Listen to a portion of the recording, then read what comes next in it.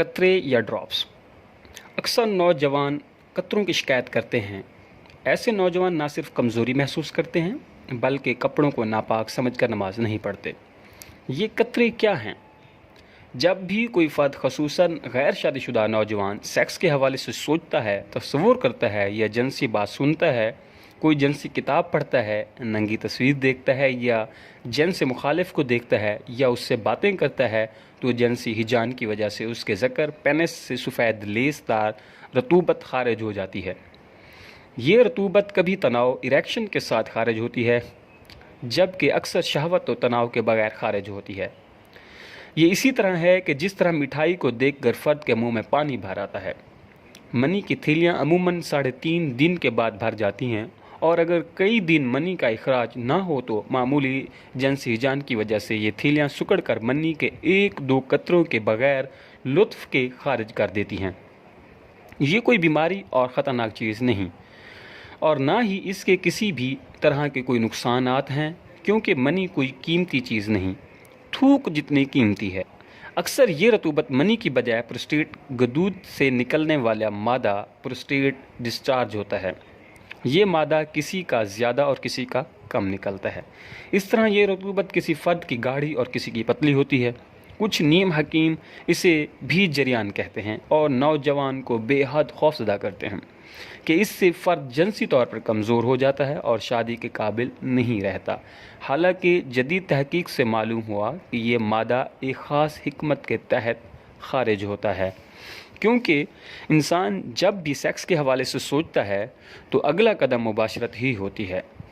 قدرت انسان کو اس کام کے لیے تیار کر دیتی ہے اور کچھ چکنا مادہ نکل کر ذکر کے منہ پر آ جاتا ہے جو بطور چکناہٹ لوبریکینٹ کام دیتا ہے، جس کی وجہ سے ذکر کا منہ چکنا ہو جاتا ہے، جس سے دخول پینیٹریشن آسان ہو جاتی ہے۔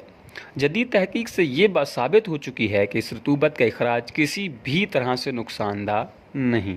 اس کے علاوہ زیادہ جنسی ہیجان میں اور انزال سے قبل 1-2 قطرے شفاف مادے کے بھی خارج ہوتے ہیں۔ یہ منی نہیں ہوتی بلکہ کوپر گلینڈ سے نکلنے والا مادہ ہوتا ہے، جس کو قدرت ایک اور خاص مقصد کے تحت انزال سے پہلے خارج کرتی ہے۔ ذکر کے نالی میں پیشاب کی وجہ سے سخت تیزابیت پیدا ہو جاتی ہے، اور اگر اس تیزابیت کو ختم کیے بغیر ہی منی خارج ہو جائے تو تیزابیت کی وجہ سے نطفے سپرمز مر جائیں اور انسان کی پیدائش نہ ہو۔ لہٰذا یہ مادہ پیشاب کی نالی کی تیزابیت کو ختم کرتا ہے۔ اس کے علاوہ یہ مادہ پیشاب کی نالی کو بھی چکنا کر دیتا ہے، جس کی وجہ سے منی کا اخراج آسانی سے ہو جاتا ہے، بصورت دیگر گاڑھی منی کا اخراج مشکل اور لطف کی بجائے جسم تکلیف کا سبب بن جائے۔ بعض اوقات بغیر کسی جنسی ہیجان کے بھی یہ مادہ خارج ہو جاتا ہے۔ اسی صورت میں جنسی ہیجان لاشعوری ہوتا ہے، جس سے اگرچہ فرد آگاہ نہیں ہوتا مگر اس کے رد عمل میں رطوبت خارج ہو جاتی ہے۔ اگرچہ یہ کوئی بیماری نہیں مگر نیم حکیم کے زبردست پروپیگنڈوں کی وجہ سے نوجوان اسے بیماری سمجھ لیتے ہیں اور پھر توقع یعنی ایکسپیکٹیشن کی وجہ سے کمزوری محسوس کرنے لگتے ہیں، کیونکہ انسان جیسے سوچتا ہے ویسے ہو جاتا ہے۔ مباشرت سے پہلے جب میاں بیوی ایک دوسرے کو چھیڑتے ہیں تو میاں کے ذکر سے قطر نکلنے سے اس کی سلوار وغیرہ گیلی ہو جاتی ہے۔ یہ ایک بالکل نارمل چیز ہے، نہ کوئی بیماری۔